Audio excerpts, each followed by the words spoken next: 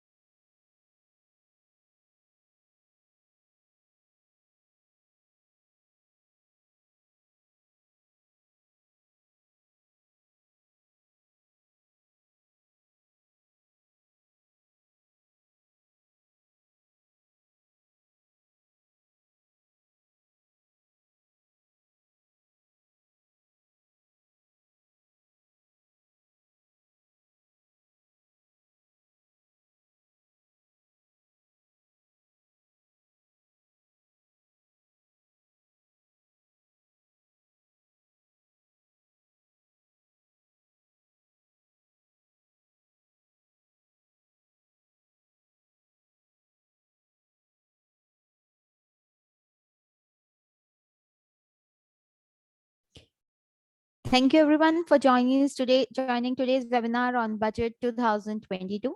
Before we proceed, I'll be launching a poll. Please let me know if my screen is visible and my voice is audible.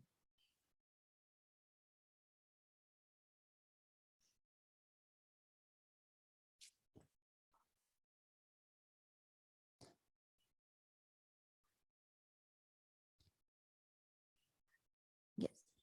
The poll is visible now. I request all the attendees to please address the poll if my screen is visible and my voice is audible.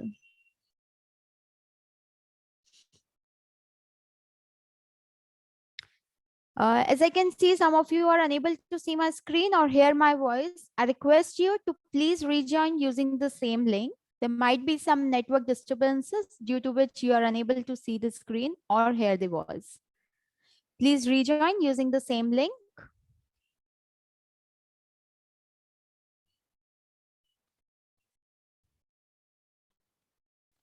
I'm ending the poll now.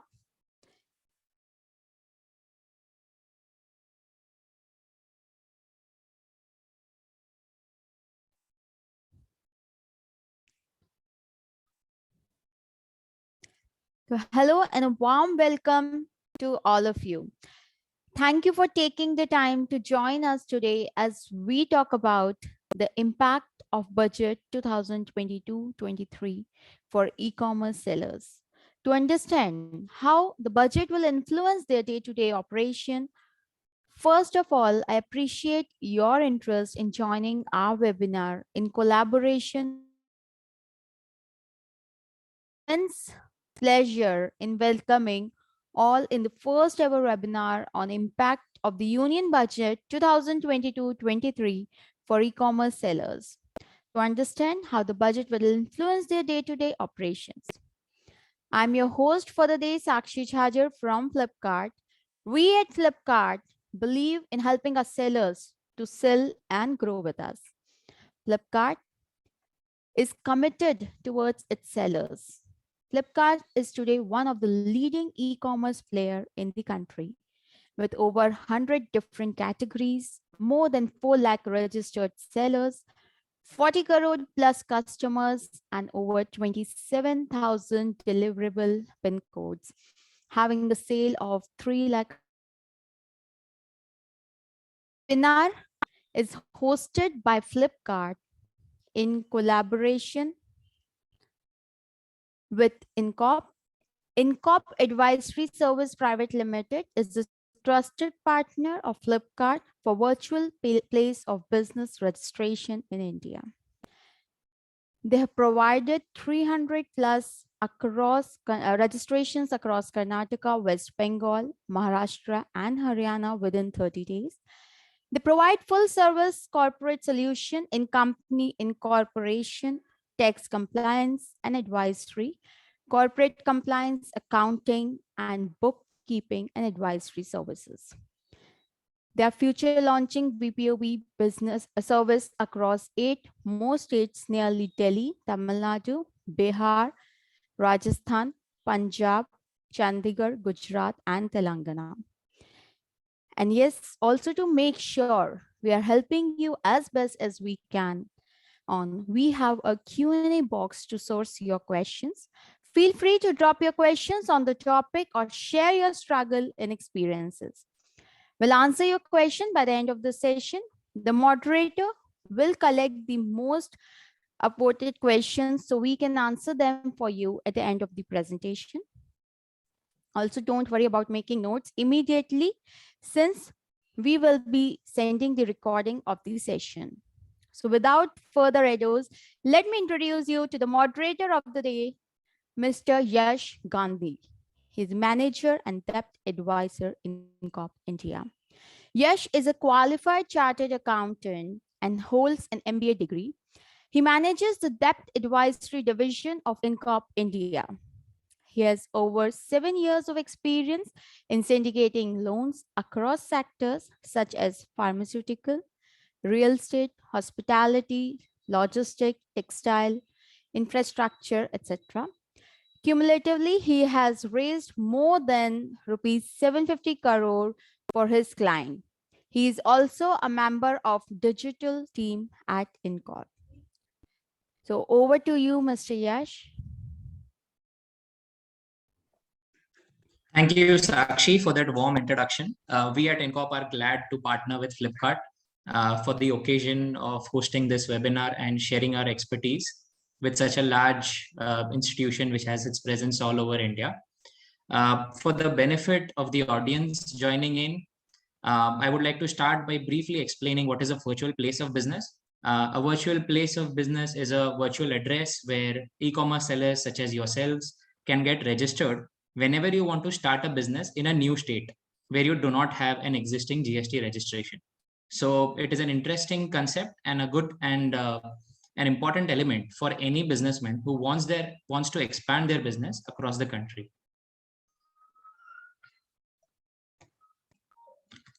We at INCOP have an elaborate VPOB service. I'll just briefly run you through what are the aspects which are covered by our service. First is the registration itself. Virtual place of business can be registered via us within a span of 30 days.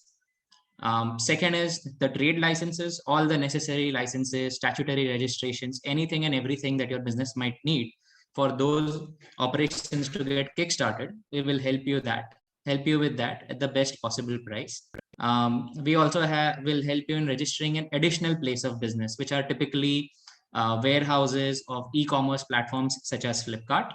And fourth is a representation service. We have a domestic team in every state where we provide this service, and this team will assist and be present whenever there is a physical visit by government officials.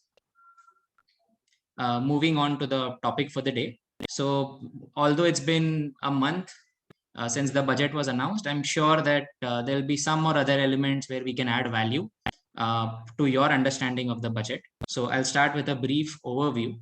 So budget 22-23 basically laid down a roadmap for the next 25 years to the idea of India 100 years post its independence, 2047. Currently, the estimates are suggesting that the GDP will grow at 9.2%, which is largest amongst all the major economies in the world. But given the developments in the last few days with the war between Russia and Ukraine, we will have to wait and see what impact does it have on this number. There is a lot of impetus by the government on the PLI scheme.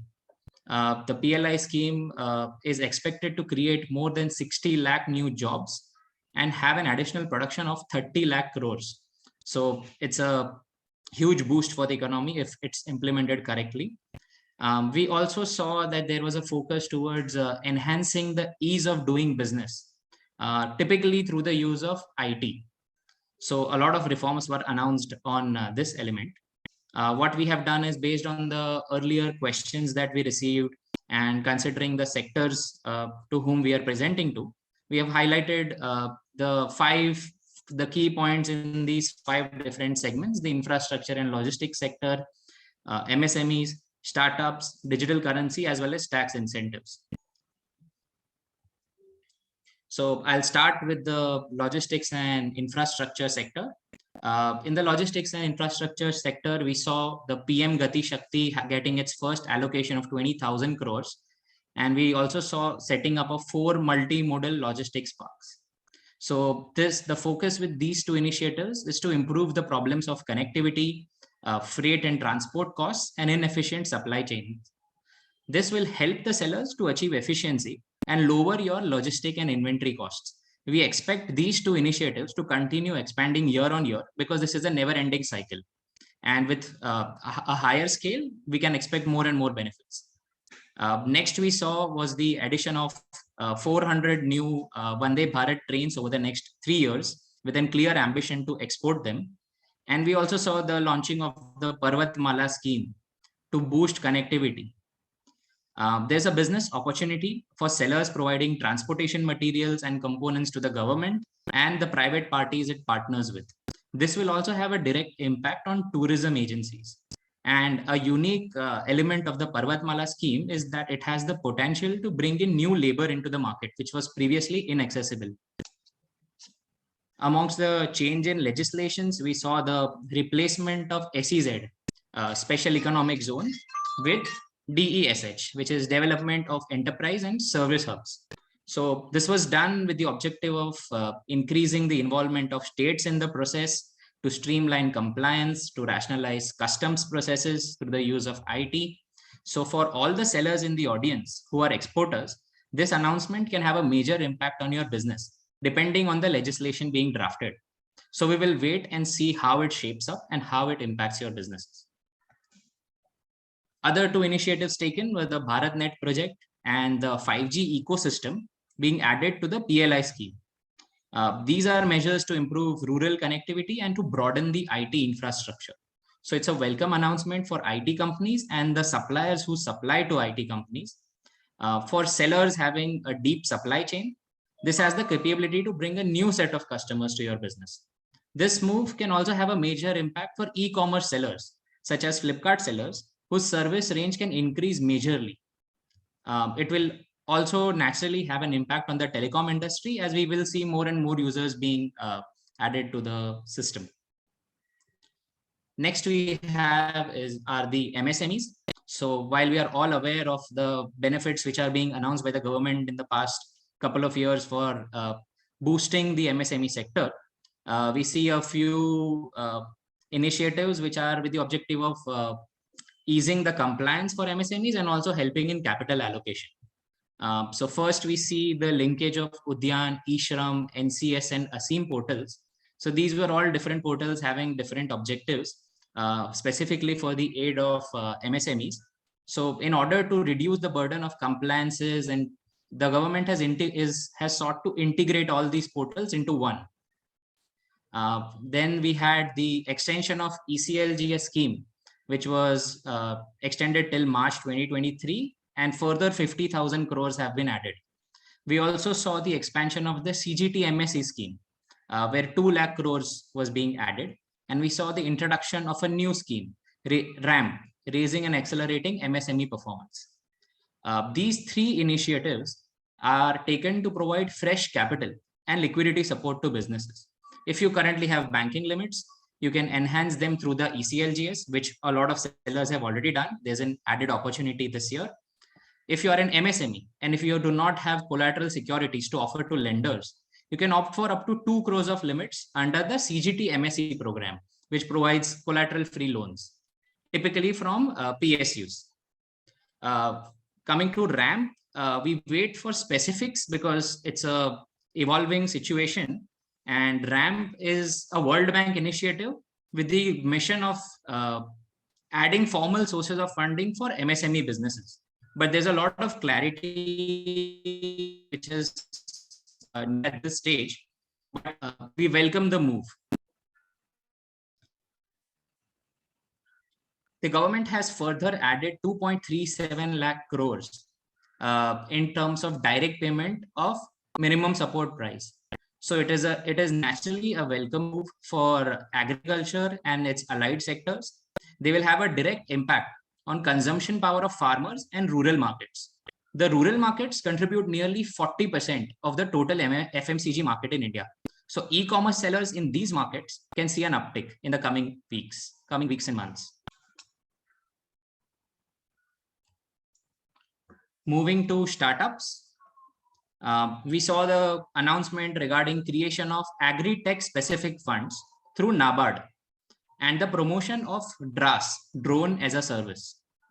Since we just discussed agriculture and allied sectors, these two initiatives are also a positive impact for this sector, but specifically suited to startups.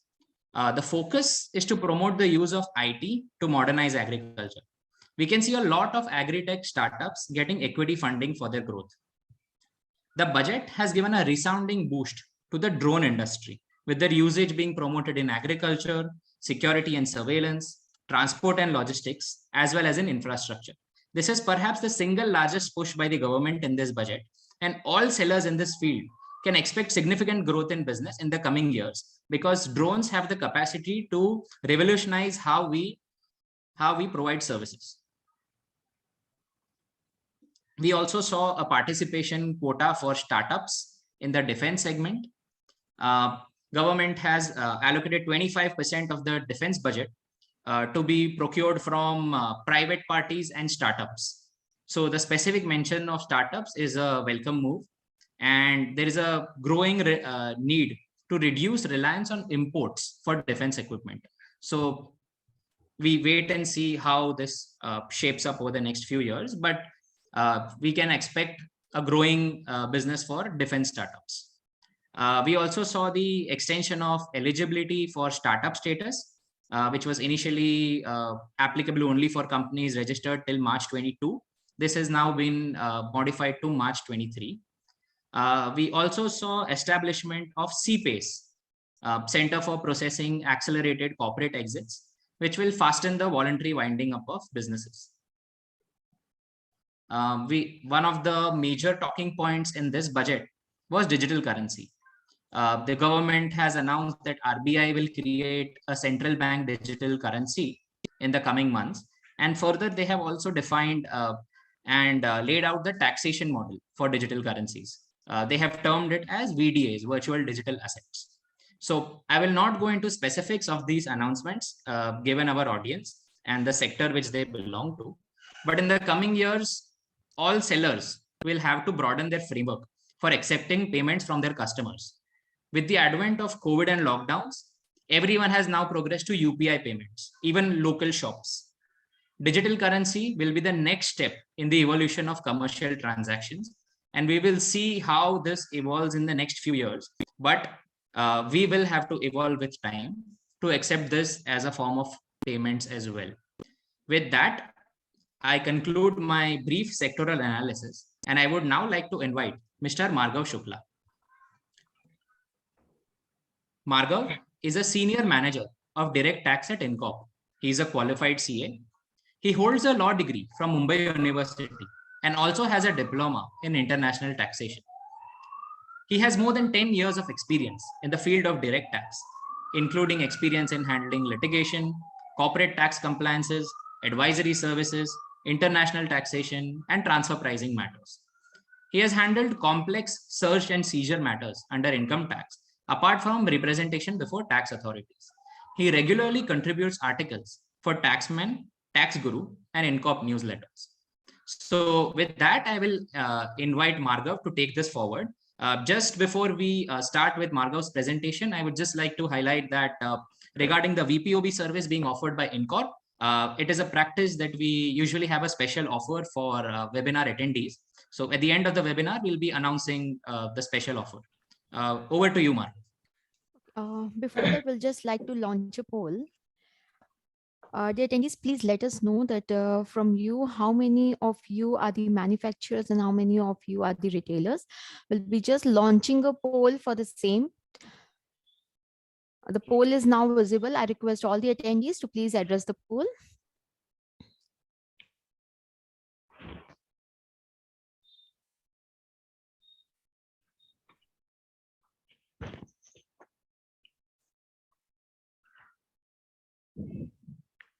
Thanks a lot, Yash, for the introduction.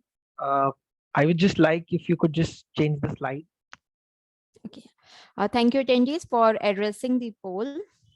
And along with this, we would also like to know how many of you are registered on Flipkart? How many of you are the Flipkart seller? The poll is visible on your screen now. I request all the attendees to please address the poll.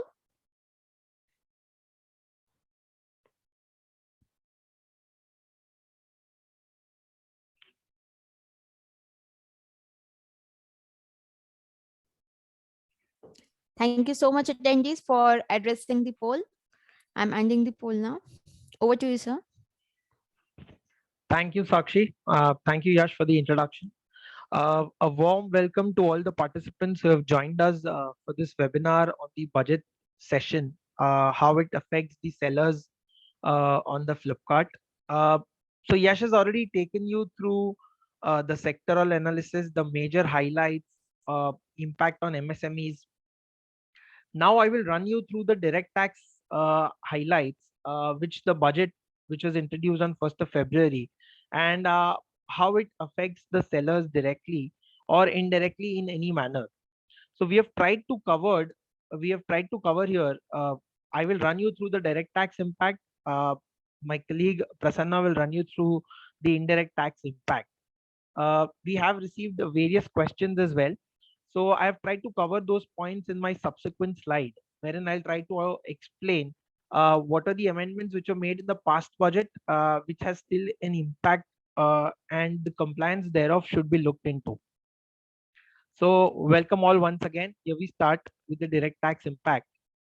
The one of the major highlights of the budget has been there were various timelines which the Income Tax Act has prescribed in the past, and those timelines were getting over by this 31st of March 2022.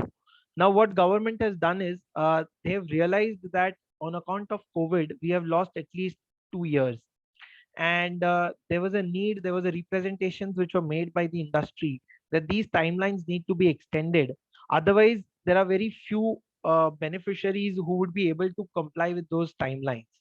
So one of the important areas where the timeline has been extended is government had introduced a concessional rate of tax for manufacturers.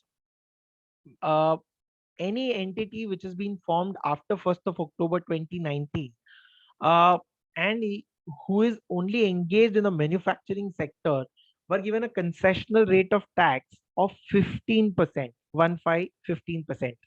Usually, we are paying tax at the rate of 22% or 25%, depending on the turnover.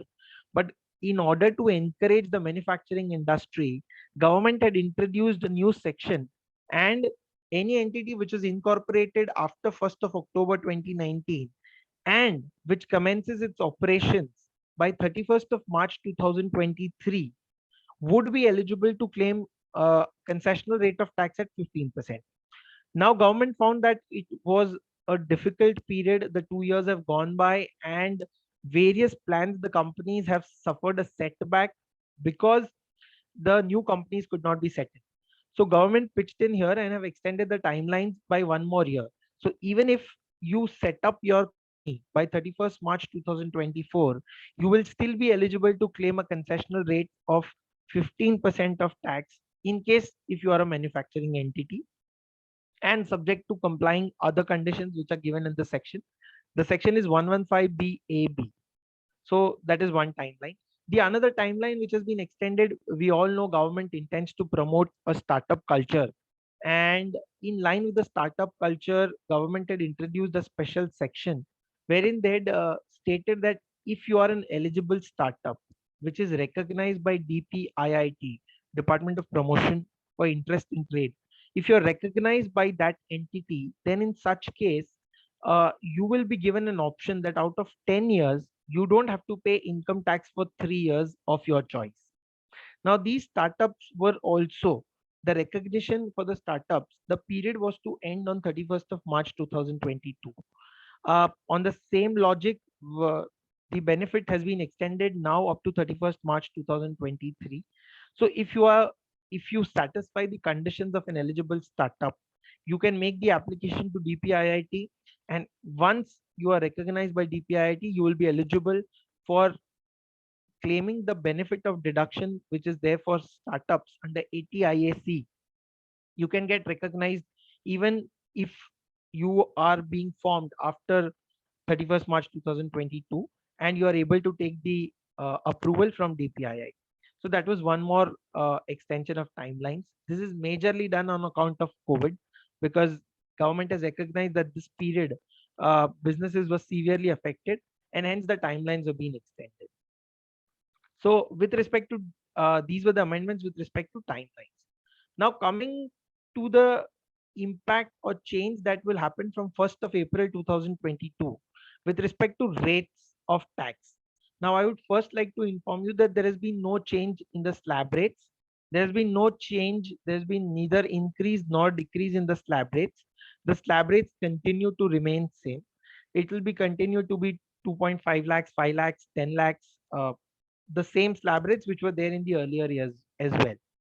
Uh, One change which the government has made is with respect to surcharge. Uh, the surcharge have been reduced. It has not been reduced on all categories. It has been reduced only with respect to the long-term capital gains on sale of assets. The surcharge, the highest rate of surcharge is 37%, and it was capped at 15% in case of sale of equity shares, and in case of long-term gains. So there the cap was up to 15%, but on all other incomes, the rate of surcharge could go up to as high as 37%. And this was applicable in a case where your income exceeds 5 crores. However, it has now been amended and stated that long-term capital gains arising on sale of any asset, the rate of tax is 20% under section 112, and the rate of surcharge has now been capped at 15%. So there is a virtually a benefit of surcharge to the tune of 25%, and it's a welcome relief. uh, by this amendment they have done away with the difference between the equity shares and the other assets. So rate of surcharge is now only restricted to 15% in case of long-term capital gains. Now, this is the only change which the government has introduced in this budget. There has been no increase in slab rate. There has been no reduction of tax rates. This is the only change. But in respect of long-term capital gains, it's a welcome move. Now, coming to the compliance, which is one of the key factors which we need to address, because non-compliance can be very costly. And we need to ensure that any new amendment which has been introduced needs to be taken care of and needs to be adhered to. Now we have TDS compliance. We are already aware that various amendments in past couple of years have been made with respect to TDS and TCS compliance. This is one more interesting amendment wherein government has introduced that any benefit, any perquisite which you pass on and it exceeds the value of 20,000 rupees, then you are supposed to deduct TDS at the rate of 10%. Now, how does it affect sellers? How does it affect e-commerce sellers? If that is the question. What happens is in case of e-commerce, there are various discounts, there are various benefits in various forms are given, either in form of discounts, in form of vouchers, in form of gifts. So in a case, if you are doing such things, and if a value of that perquisite exceeds 20,000 to a single person, then in such case, deduction of TDS at 10% is mandatory. Interesting scenario arises in a case because you are giving something in kind. Then also the section provides that TDS at 10% has to be deducted. In such a scenario, what you will have to do is you will have to collect cash from the participant for the extent of TDS and then pass on the benefit to the intended beneficiary or to the recipient who has either won something or he is eligible for some benefit in an excess of 20,000.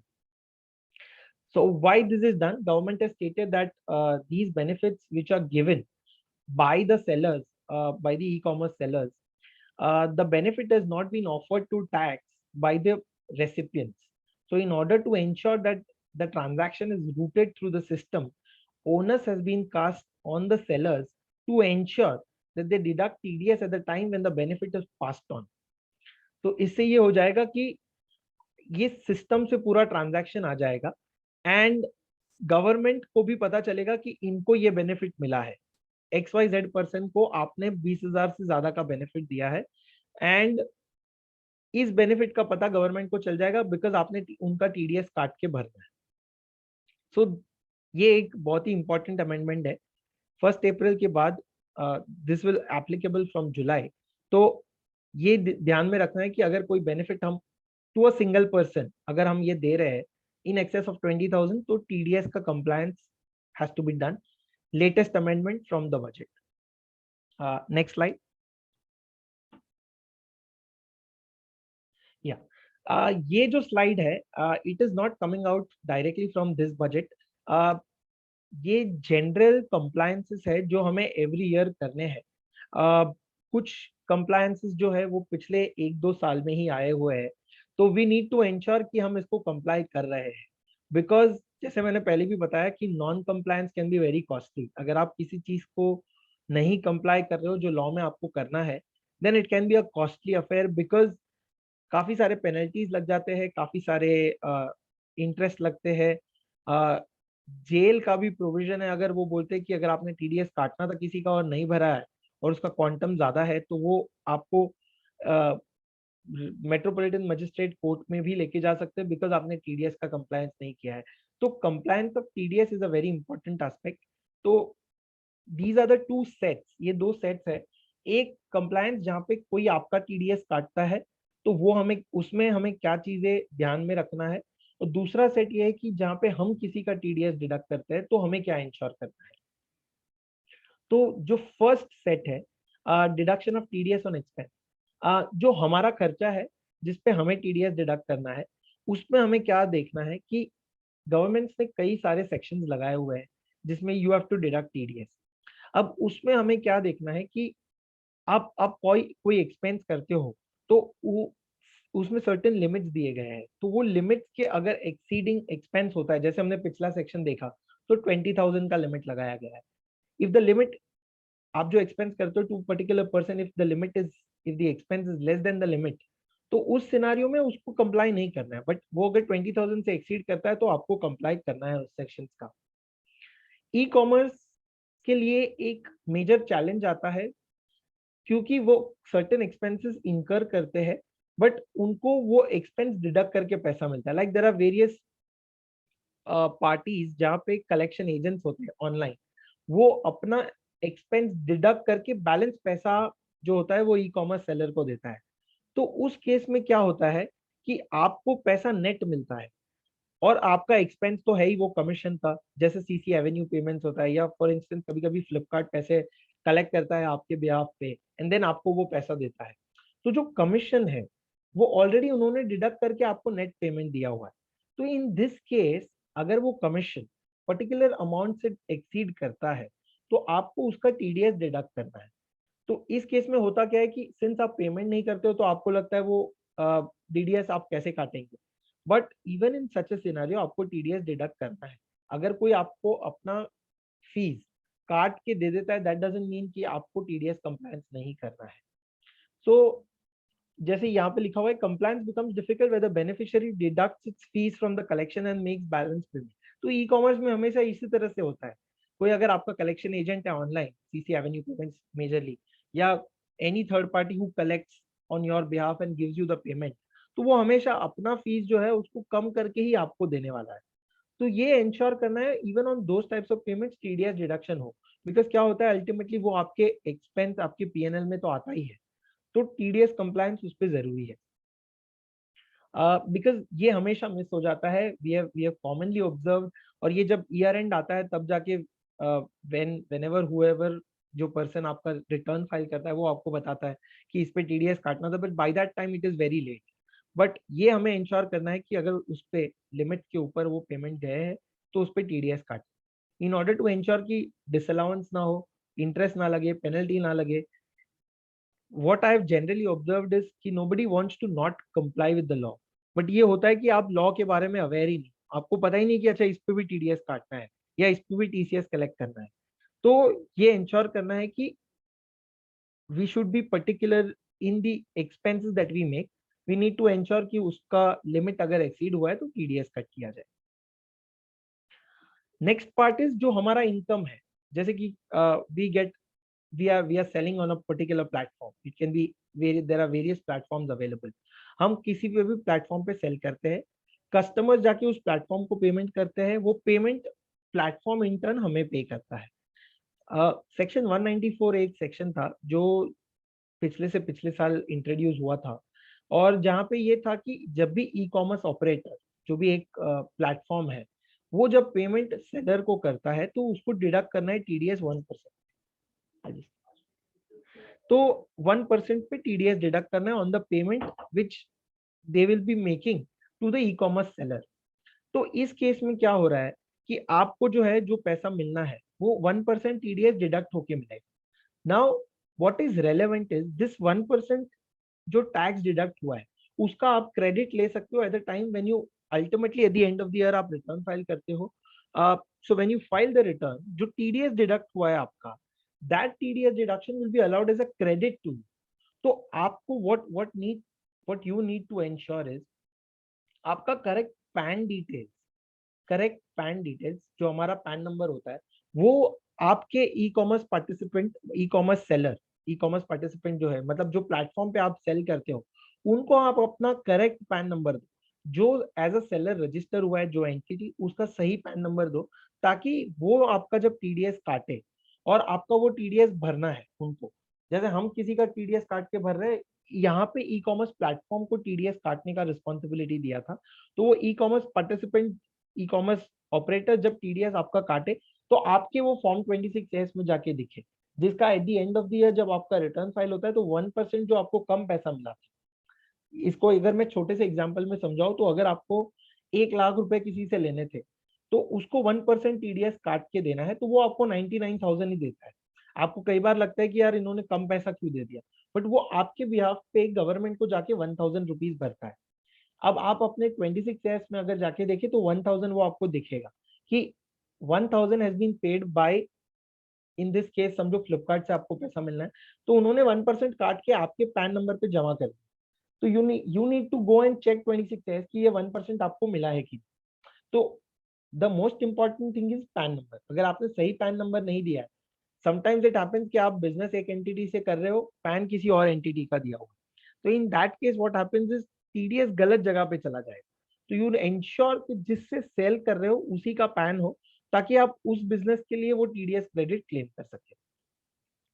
So this is something on the income side, जो हमारा income है उस पर जो TDS कटता है उस पर हमें क्या ध्यान रखना चाहिए। So these are certain amendments जो हमें लगा कि ये फ्लिपकार्ट सेलर्स, जो ई कॉमर्स सेलर्स है, उनके लिए बहुत ही रेलेवेंट है।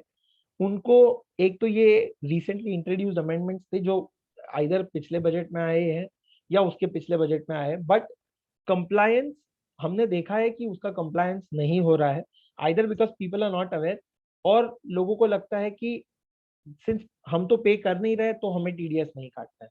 तो दीज आर सर्टेन मिसकंसेप्शन जो लोगों को लगता है, जिसकी वजह से उसका कंप्लायंस नहीं करना है। So these are some relevant provisions जिसको आपको ध्यान में रखना है as an e-commerce seller, and इसका अगर कंप्लायंस करेंगे तो वील एंश्योर दैट आपको इंटरेस्ट पेनल्टी से आप बच सकते हैं, और you will be on the right side of the law by complying to these provisions.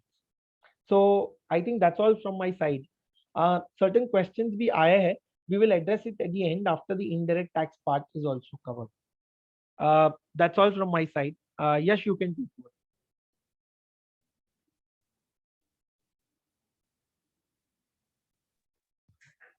Thank you, Margot, for sharing your insights. Now I would like to welcome Mr. Prasanna KS, who is the Senior Manager of Indirect Taxes at INCOP. A brief introduction of Mr. Prasanna. Prasanna is a Senior Manager of Indirect Tax at INCOP. He's a qualified CA with more than 8 years of experience in handling compliance and currently leads the GST division at INCOP. He has completed the certificate course on indirect taxes conducted by ICAI. He has also significantly contributed to preliminary studies of GST and has been constantly involved in its implementation on a day-to-day basis. He has written many articles on these subjects, including in INCOP's GST newsletter, which we share monthly with our clients. Mr. Prasanna, I invite you on to take the webinar forward. Thank you, Yash, for the introduction, and good afternoon, everyone. Before discussing on this budget amendment, so I just want to give brief background about this GST concept and budget. What are the points in budget actually? So when GST implemented, actually, we thought there will not be any amendments in the budget, but gradually it is not there. So every year the number of amendments are increasing. Because when GST introduced, it was told that GST Council, based on the Council recommendation, this GST law will be administered, and so it is done through like issuing notification and rules.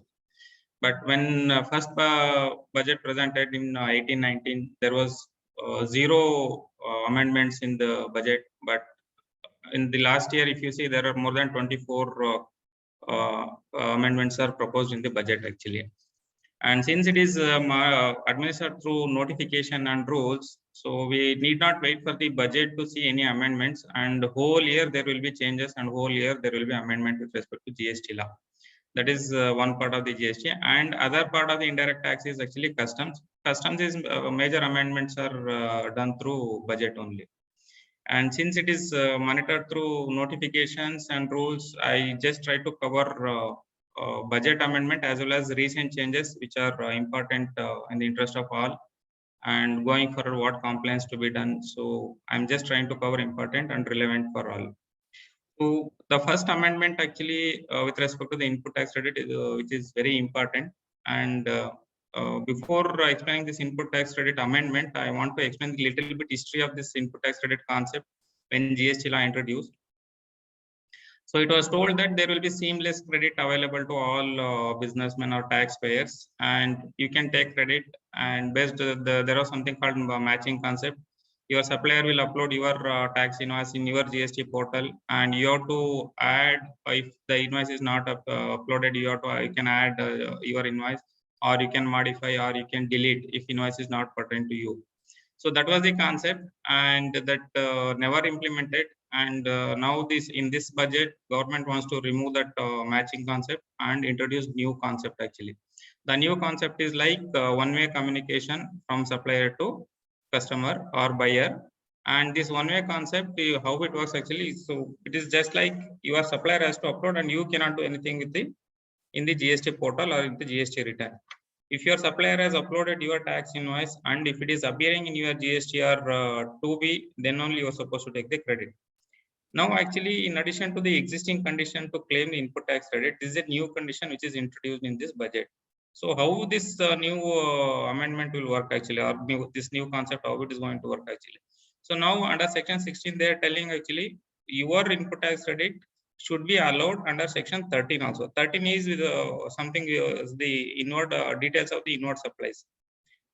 Your supplier is uploading your tax invoice, and that invoice will be sitting in your GSTR 2B, and your GSTR 2B is going to tell you whether you can take the credit or you cannot take the credit with respect to such invoices. Why the portal will not be allowing you to take credit? There are some certain cases listed actually in the budget itself. One situation is actually if you are a new tax registration. If you have taken new tax registration up to certain time limit, the portal can restrict. Portal means the rules or prescribed time limit is yet to notify. So till that time, you will not be able to take input tax credit with respect to those invoices. Second situation is actually if you defaulted your tax payment, you are not filed your GST 3B, or you are not paid tax correctly. So our department has issued notice saying there is some liability or not paid. Third situation is actually if you have taken input tax credit more than the available credit as per your GST 2B.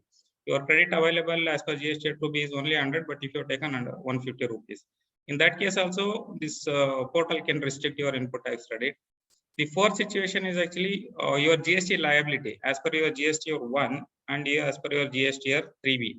If your GSTR 3B liability what you declared or paid is less than the GST liability calculated as per GSTR 1. So in that situation also, you will not be able to take credit with respect to that particular month or that situation. And there is one more miscellaneous category, any other class of person which as may be prescribed by the law. By the law means rules. That is yet to come actually. So once the rules are implemented, we will get to know what are the other classes of persons. And in these situations, you will not be able to take credit.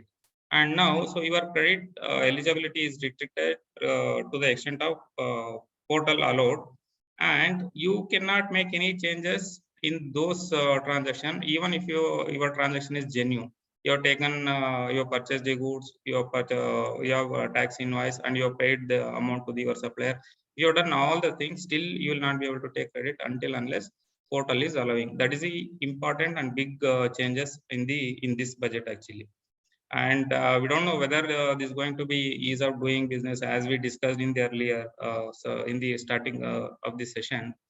And every time the budget, in the budget, it is told that ease of doing business. But this, if you see these compliance requirements and all, we don't know whether the ease of doing is genuinely implemented or not. That is something which we'll have to see. The second amendment is actually with respect to the section 37. 37 is about your declaring your GSTR1 like outward supplies or sales. So if you're not filed any 1 month GST returns, you will not be able to file your GST returns for the subsequent period. So earlier this was restricted only for GSTR3B, and now it is implemented for GSTR1 also. That means outward or your sales transaction.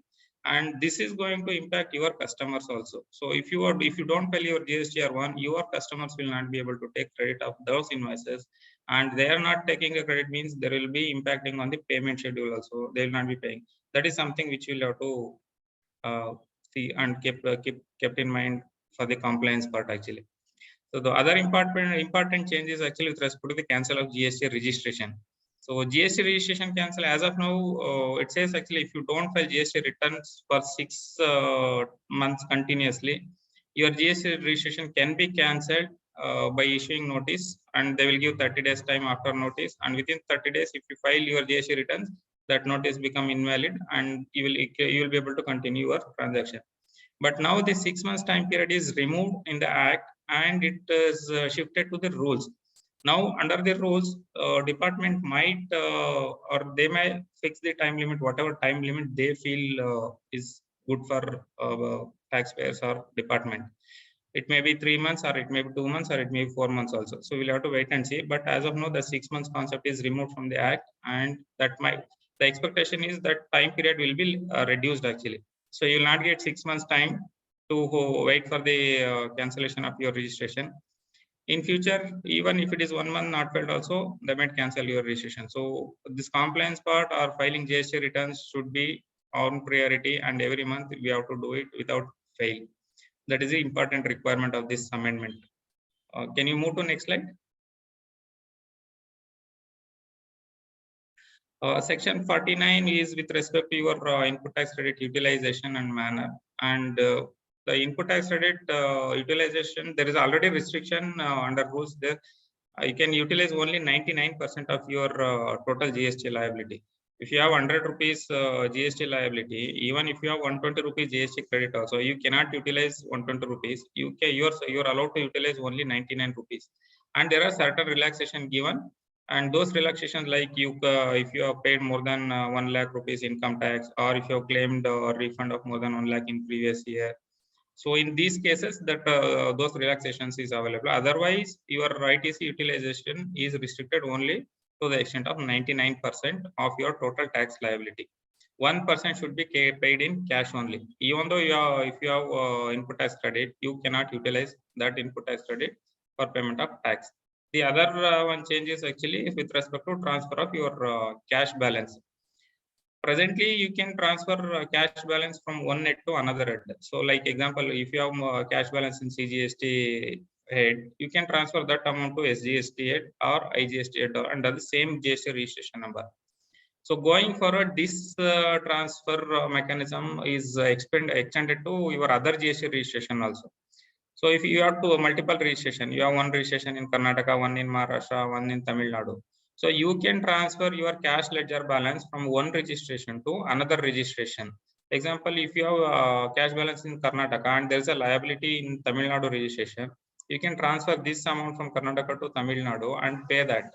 So that is the welcome change what is proposed in the budget, in this budget. So that is good actually for all. So the next amendment is with respect to the interest liability, section 53. interest is actually till now it was like as soon as you claim the input tax credit, if it is a wrong claim, you are supposed to pay interest, irrespective of whether credit is utilized for payment of tax or not. And going forward, so if you have taken credit and utilized, then only this interest will attract. And this is a retrospective amendment with effective from 1st July 2017. And if you don't utilize, if you are just taking the credit, if you are not utilizing, so then there will not be any interest liability on this.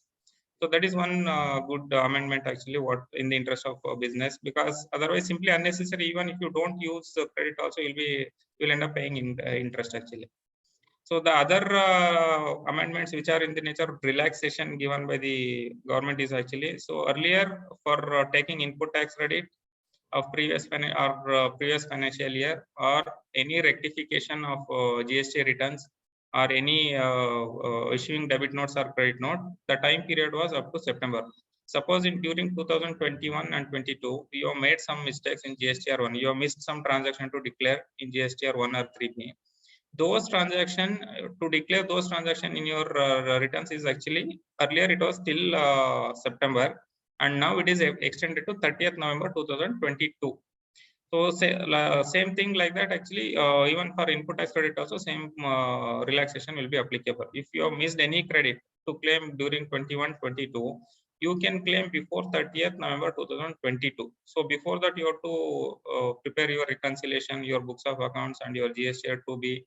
All these things after reconciliation, if you feel that there is some credit missed, and if you have all the transaction reflecting in GST 2B, you can claim those credit before 30th November 2022 in your GSTR 3B. That is another important change actually.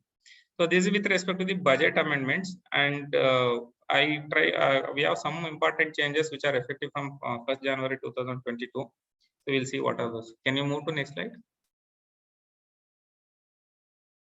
Yeah. So the restriction actually with respect to the input tax credit to the extent of available in GST 2B. Earlier it was allowed more than your 2B credit up to 10%, and then it was reduced to 5%. And with effect from 1st January 2022, so this credit, if the invoice is appearing in your GST 2B, then only you are supposed to take credit. Otherwise, you are not supposed to take credit. If you are claiming more ineligible credit, this will be treated as ineligible credit, and one will be interest liability. Second thing will be your registration might get cancelled also if it is more than 10% variation. That chance also will be there. So as per from 1st January 2022, so invoice wise reconciliation you have to do, and if the invoice is appearing in your GSTR 2B, then only you are supposed to take credit. The second one is actually with respect to e-commerce operator of the service industry. And if you are into restaurant business or cloud kitchen, and if you are selling food through e-commerce operator like Swiggy or Zomato, then e-commerce operator will be liable to pay the GST amount. They will collect from the customer and they will pay to government. So restaurant or that food seller will not be liable for GST payment with respect to those transactions. But if you are selling it to direct customer without using e-commerce, then restaurant itself will be liable for GST payment. That is another change actually. And one more important change is actually with respect to the e-way bill. Nowadays, everywhere we see that department is stopping the vehicle and seizing the goods, or issuing notices. Even there is a small mistakes in the e-way bill also, they are issuing notice and demanding penalty. And this penalty was earlier, it was 100%, where owner of the goods come forward and make the payment liability, accept that goods belongs to them, and if they are willing to make the payment, the penalty was 100% of the tax liability. Now this penalty percentage is increased to 200% from the 100%. If the tax amount is 100 rupees, you will have to pay 200 rupees penalty on this part. Otherwise, they are not releasing the goods only. That is the important change everyone should keep in mind before transacting any transporting any goods actually. The other one is actually GST. If tax is not paid but declared in GSTR 1, so there was a change with respect to the cancellation recovery without issuing show cause notice. If you are declaring any particular transaction in GSTR 1, but same thing is not paid in the GSTR 3B, but there was a department can initiate recovery proceedings without issuing show cause notice. Then there was some representation to the government saying that this will create a problem for the businessman, and there will be some reasons for mismatching, like tax they would have paid in earlier month, or they would have paid in next month. In some cases there will be a difference, and they should not initiate recovery without issuing show cause notice. Then department came up and they gave circular saying that there will be a notice before start initiating any recovery proceeding. So now you have to reconcile your GSR 1 and 3B every month and pay tax. And if it is not paid, you should keep in mind, and at least immediately you should pay the tax. So that is the important changes. The other one is actually with respect to the e-invoicing threshold. This notification came recently, 3 days back.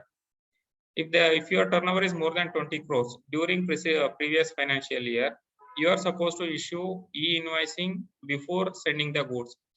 Earlier it was 50 crores. Initially it was 500 crores, then reduced to 100 crores, then 50 crores. And with effective from 1st April 2022, you have to issue e-invoice if your turnover is crossing 20 crores during the previous financial year. That you have to keep in mind in addition to other documentation.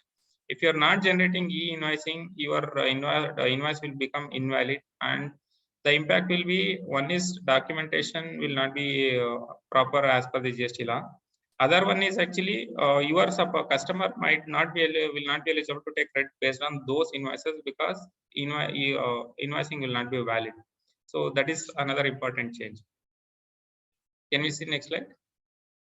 So this is with respect to GST amendment, and so customs related, there are some important changes. There are many amendments. I am just trying to explain what are important and with respect to in the interest of all. One is actually there is a definition, there is change in the definition of proper officer. This is with respect to legislative. So though it is not important for all, but department side this is very important. Earlier there was a notice from the Director of Revenue Intelligence, and the Supreme Court held that they are not the proper officer to issue any show cause notices with respect to the any transaction which are covered under jurisdiction office. Because of that judgment, now government is to nullify that judgment, government has amended definition of proper officer, and they have included DRI also as a proper officer to issue show cause notice. Second thing is actually in case of any import or export data, if it is made available to anyone, so that will be a punishable offense under this Customs Act, and they cannot share any data with anyone actually. That is with respect, that is good move actually with respect to the confidentiality of any businessman. Otherwise, it is available to everyone in the portal, and we can see who are the exporter, who are the importer, what is the amount imported. All this data was available. So that is, there is a restriction for that also. The third one is advanced ruling. There is something called advanced ruling concept. If you have any doubts with respect to tax rate applicability, valuation related, you can go for advanced ruling. And that advanced ruling earlier, if once the advanced ruling is issued, so if there is no change in the facts or if there is no change in the law, that advanced ruling will hold good until you, as long as it does not change with respect to facts or law. But now the time restriction is placed actually, so only that advance, it will be valid only for 3 years. If you are taking advance ruling this year, it will be valid for 3 years from today or from the date of advance ruling. After that, again you have to reapply for the advance ruling, or you have to see the law, change in the law, or is there any change in the facts. Based on that, you have to decide. The other one is some changes with respect to the procedural aspect with respect to import of goods at concessional rate. So as of now, it is manual process actually. This import of goods at concessional rate is actually, you are allowed to import goods by paying less custom duty than the rate prescribed under notification or tariff. For this, actually, first you have to apply for that benefit, and then only the department, after taking the department approval, if you are importing, then this benefit is available. Now government wants to make it online, everything through the government portal, and you have to apply through online, and you have to take importer identification number. Then only this concessional rate benefit will be available. The concessional rate benefit, there are some, I'm just in the next slide, we will see what are those concessional rate, only with respect to the major changes. So this is something called actually project import, and this is applicable under concessional rate scheme also. In this scheme, actually, if your tax rate is prescribed X amount, normally the 7.5% or 10% is will be the customs duty. And if you are reporting under this project import scheme and concessional rate benefit scheme, so the tax rate was earlier, it was some cases 0 and some cases 2.5% and some cases 5%. And this scheme government wants to remove, keeping in the interest of Make in India concept and Atmanirbhar, supporting Atmanirbhar, all these things. Their government is planning to remove all this exemption and levy tax as per the normal tariff rate. The one important is actually with respect to power projects. Earlier it was 0% in some cases, 2.5% in cases, and 5% in some cases, depending on the capacity of the power project. If mega project, large project, small project, like that, it is defined actually. And this reduced rate benefit will not be available if the project is registering after 1st October 2022. If it is registering before 30th September 2022, so you are eligible for this for this reduced rate benefit. And if it is after 1st October 2022, you will have to pay customs duty at the rate of 7.5%. This power project means all these projects, whatever is listed here, it need not be entire project. Whatever goods related to those projects, you have to submit a list. What are the goods you are going to import? And for all the goods, this rate benefit will be available. The second one is coal project, which was 0 now, and it is going to increase to 7.5%. Gas project 5% to 7.5%. Iron ore 2.5 to 7.5. Water supply 0 to 7.5. Other projects 0 and 5% presently, which will be revised to 7.5% as per the normal tariff rate. So this is something with respect to the major change of tariff rate and with respect to the customs. Can you move to next slide? Yeah, so that is from GST and customs related. And if there is any questions, we can answer those questions. Thank you. Thank you, Prasanna, for sharing your thoughts in an elaborate manner to the benefit of our audience. We'll just begin with the Q&A session. But as I announced at the beginning of the webinar, we have a special one-time offer for all our attendees. The VPOB registration service, which is being offered by INCOP. We are expanding that heavily. We have been doing that for Flipkart sellers in 4 states at the moment: Maharashtra, Karnataka, West Bengal, and Haryana. And just from March, we have expanded it to further 8 states: Tamil Nadu, Bihar, Rajasthan, Punjab, Chandigarh, Gujarat, Telangana, and Delhi. So we at INCOP will be happy to serve for VPOB registrations in any of these 12 states, and we'll continue adding them as the weeks go by. Our normal charges for VPOB registration range in the 13,000 to 14,000 category, depending on the state. But for the benefit of the members in the audience, we have given a special one-time offer of 8,000 rupees. And this offer can be accessed by anyone who has attended this webinar by Sunday day end. So we look forward to helping you register your business in different states. And we at INCOP, in association with Flipkart, will always be available for VPOB registration service or any other service help that you may need, since we are an end-to-end consulting firm.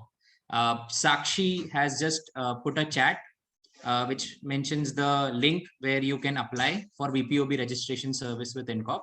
So you can keep that for your records. And please do not forget that this offer is active only till Sunday. So we look forward to getting these leads. Now we'll move to the Q&A session for the event. Margot and Prasanna have been answering that through the webinar, through their Q&A box. And we already have a few questions which I have shortlisted. I'll start with Margot. Margot, there's a very general question which I think is important, which is, what is a cess and how does it work? So there was an amendment with respect to allowability of cess, and this was with respect to, there were various judgments which were rendered as to whether cess is allowed as a deduction or not. Cess, if you know, in the tax computation, we would have seen cess is levied at the rate of 4%. We have a tax rate of 30%, highest rate. Then we have surcharge, and then we have cess. Cess is a fixed rate, which is at the rate of 4%. So there were conflicting judgments of various tribunals wherein people were, see, tax is something which is not allowed as an expense. You are already aware.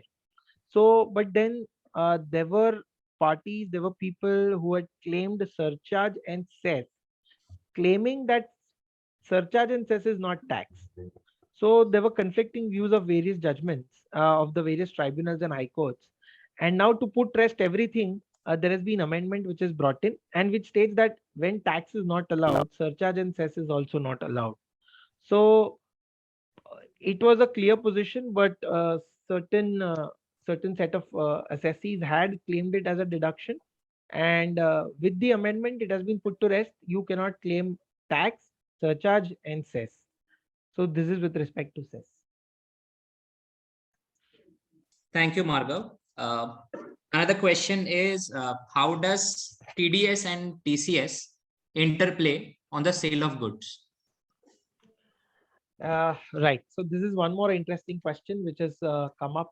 So this all compliances with respect to TDS have recently come in, wherein government has increased the compliance of the sellers by way of introduction of various sections wherein TDS and TCS have been made applicable. Earlier, as we all know, there was no TDS TCS on purchase and sale of goods in the usual category. There were specified categories only where TCS was applicable. But to general people, it has been made applicable since past two budgets. There have been amendments, and it states that if earlier, initially, TCS was introduced on 1st of October 2020. This is the same date on which 194O e-commerce participant and e-commerce seller TDS was introduced. Thereafter, government thought that instead of collecting TCS, it's better to go by way of TDS. So they introduced that section 194Q was introduced on 1st of July 2021. So now TDS applies, and where in a transaction where TDS under 194Q applies, TCS under 206C1H does not apply. So these are the general provisions which are applicable whenever the turnover of the SSE exceeds 10 crores, and to a single participant, if you are making sales in excess of 50 lakhs, this TDS needs to be complied under 194Q, which has been made applicable from 1st of July 2021. So there have been new provisions which have been introduced, and all of them have been introduced together, on account of which there has been some confusion. But I hope I have been able to address the question. Thank you, Margot. Another specific question is, was any subsidy or benefit announced for e-commerce through the union budget? So I would just like to state that unfortunately, there has been no specific deduction or an exemption which has been introduced with respect to e-commerce participant. So my answer is no. Sorry. We might have to just wait for one more budget to get something. A question for Mr. Prasanna now. Mr. Prasanna, since there's a question that since credit is restricted, if my supplier has not paid tax, what happens if the department recovers the taxes from him later? Will I still get credit? Yes, actually, there is a proposal to amend the rules, which says actually if your supplier has not paid now, you will not be taking now. As soon as he makes the payment to the government, and after he makes the payment to the government, you are allowed to take the credit. That's a proposal. We'll have to see. Okay. For one of the attendees, there's a difference between GSTR 1 and 3B, which was rectified in the subsequent month. Whether the credit is still restricted under section 38. Can you once first explain section 38, because a lot of people might not understand section 38 by its reference. Section 38 is talks about the details of your inward supplies. So and taking the credit, it is nothing but actually it's like return. Earlier it was called as a GSTR 2, but it's never implemented, and now we call it just details of inward supplies. And if your credit is restricted on your purchases, And because of one of the reason is actually there is a difference between GSTR 1 and 3B. And if you are making the tax payment of GSTR 3B, and if you are complying or making full tax liability, you are allowed to take credit as soon as you comply with the law or make the full tax payment. Okay. Thank you. Someone wants to know the difference between additional place of business and virtual place of business, APOB and VPOB. See, additional place where means actually you should have a full-fledged office, and you should have manpower, and you should have fixed establishment. Like you should have office, and you should have a manpower, and all other facilities you should have.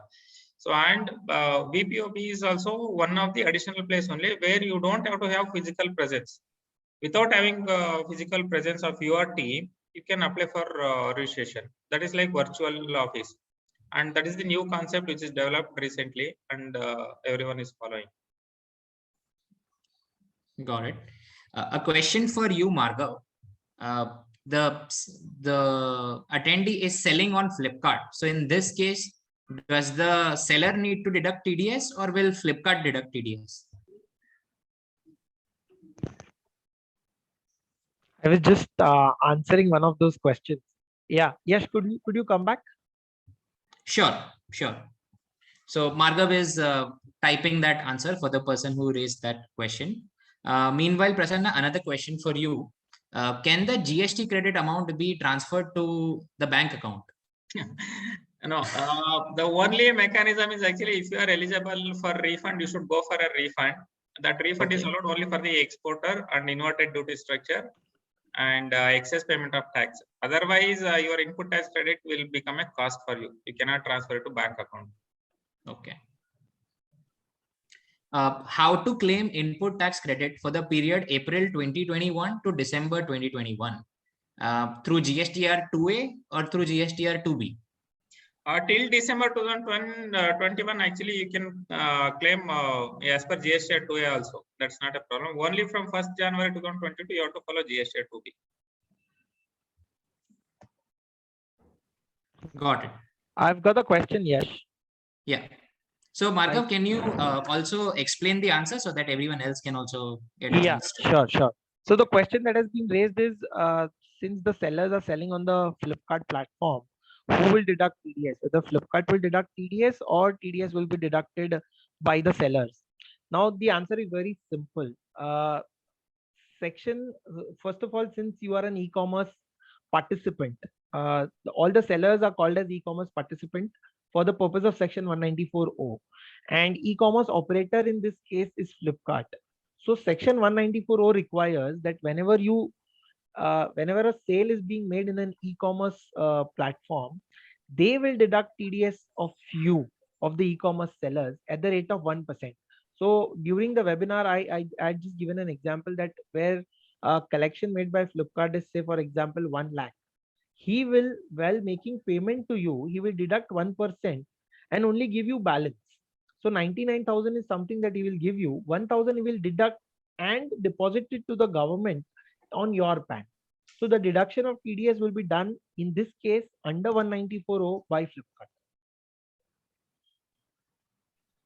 Thank you, Margav. A question for you, Prasanna.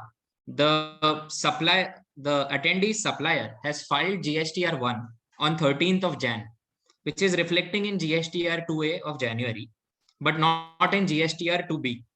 Can the attendee take this input tax credit while filing GSTR 3B of January?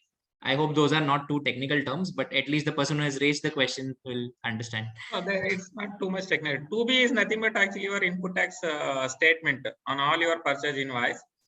And earlier it was initially they started with 2A, then in 2A import related RCM transaction was not coming, then 2B introduced actually. In 2B all the transactions they are trying to integrate. With effective from 1st January 2022, you have to go with your 2B only, not 2A. So this month you cannot take, you can take the same thing in next month, because next month it will reflect in your 2B. So you can take the credit in next month. Understood. Are there any more questions? There are a few questions which are being still raised. Last chance to the attendees if they want to raise any further questions, because we are running short on time.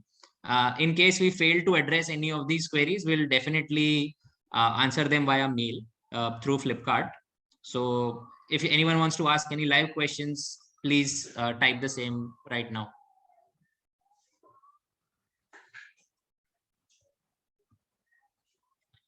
Margav, a question for you. If we export products from an e-commerce platform, then who needs to deduct TDS? So section specifically states that on export of goods, there is no TDS to be applied. So it only applies when the sale is made within the country. So if you are saying that the goods are being exported, then TDS will not apply. There's a specific carve out for this in the section itself. Got it. Another question on TDS. Does the deduction of TDS have any limit, or is every single transaction liable to be deducted? So this is a very broad question. There are various sections like 194, 194A, C, J, H, I, J, and each of those sections has a particular limit. Like for instance, 194C, it has a limit of 30,000. 194J, it has a limit of 30,000. The recently introduced section for benefit of perquisite, it has a limit of 20,000. So every particular expense has a basic limit, and if the expense is below that limit, then TDS is not warranted. But only if it exceeds that particular limit, then TDS shall be applicable. Understood. I'm afraid that's all the time that we have. There are still a few questions being raised. So as I mentioned earlier, we will definitely address them through Flipkart. I would like to thank everyone for attending this webinar in the middle of the day, and we hope we were able to do some justice to the topic. Thank you to Prasanna and Margot for sharing your insights, and the Flipkart team for arranging this for us. Last and final time, I would just like to reiterate that there's a one-time offer for VPOB registration in any of the 12 states that I mentioned. The link is available in the chat box, and normally the costing for this would be 13 to 14,000. But till Sunday, if you have attended this webinar, then you can access it for 8,000 rupees. We at NCOP look forward to partnering with you in any and all service requirements that you may have. And thank you. That's it. Thank you. Thank you. Yep.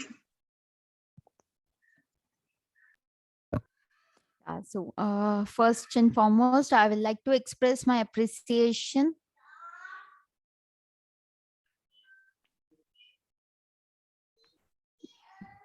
and thanks to the speaker and moderator for the valuable contribution in explaining and addressing all the queries asked by our attendees. My deepest gratitude goes to all attendees who attended this webinar and helped to make this such a wonderful event. The Flipkart mandate and aim to keep its seller updated on the latest changes incorporated under the budget 2022. Hearing and learning from speaker, moderator, as well as the audience has educated us and educated me and all of us on how e-commerce seller can plan their business after considering the relevant policy updates and text highlight announced in the budget 2022. As we have come to the end of today's webinar, I would just like to know, was today's webinar helpful for you or not? For that, I'll be launching a poll.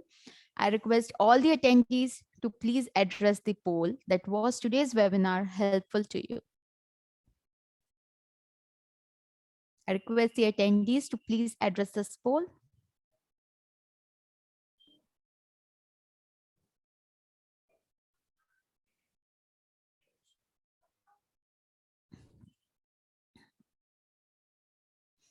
Thank you, attendees, for addressing the poll. I'm ending the poll now. So on behalf of complete team of Flipkart, I'd like to present my thanks to NCOP team, our respected speakers, and the moderator for the wonderful session on budget 2022. I hope the doubts of all our attendees were cleared by our speakers, the advice which they have given us. Thank you, everyone. We'll be conducting similar session in the future also. Looking forward for you to join those sessions as well. You all will be getting the recording of this webinar latest by tomorrow, 2 o'clock. Thank you, everyone.